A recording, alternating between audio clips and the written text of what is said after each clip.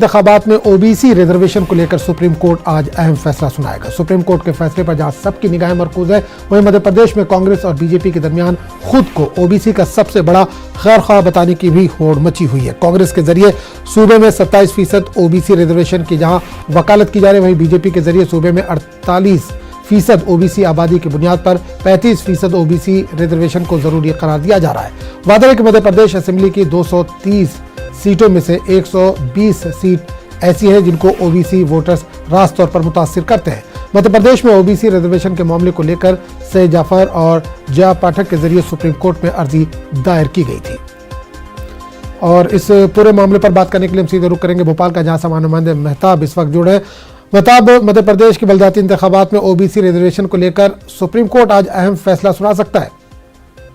यकीनी तौर पर आज हम बता दें कि 6 मई को सुप्रीम कोर्ट ने इस पर समाप्त की थी और अपना फैसला महफूज कर लिया था और 10 मई को 10:30 बजे फैसला सुनाने का जो है वक्त मुकर्रर किया गया है। तो सभी की निगाह पर मरकूज है क्योंकि मध्य प्रदेश में बलदियाती इंतखाबात जो पिछले साल जो उसकी तैयारी हो गई थी, नोटिफिकेशन भी हो गया था, लेकिन मामला सुप्रीम कोर्ट में जाने के बाद और उसका स्टे होने के बाद उसको रोक दिया गया था। और मध्य प्रदेश में जब ओबीसी रिजर्वेशन की बात है तो ये जानना जरूरी है कि मध्य प्रदेश में कहाँ पर कितनी ओबीसी आबादी है और इससे दोनों पार्टियां, चाहे भारतीय जनता पार्टी की बात करें, कांग्रेस की बात करें, दोनों हमदर्द बताने की जो है होड़ में लगी हुई है क्योंकि 230 असेंबली सीटों में से 120 सीटें जहाँ पर राज तौर पर ओबीसी वोटर्स मुतासिर कर रहे हैं।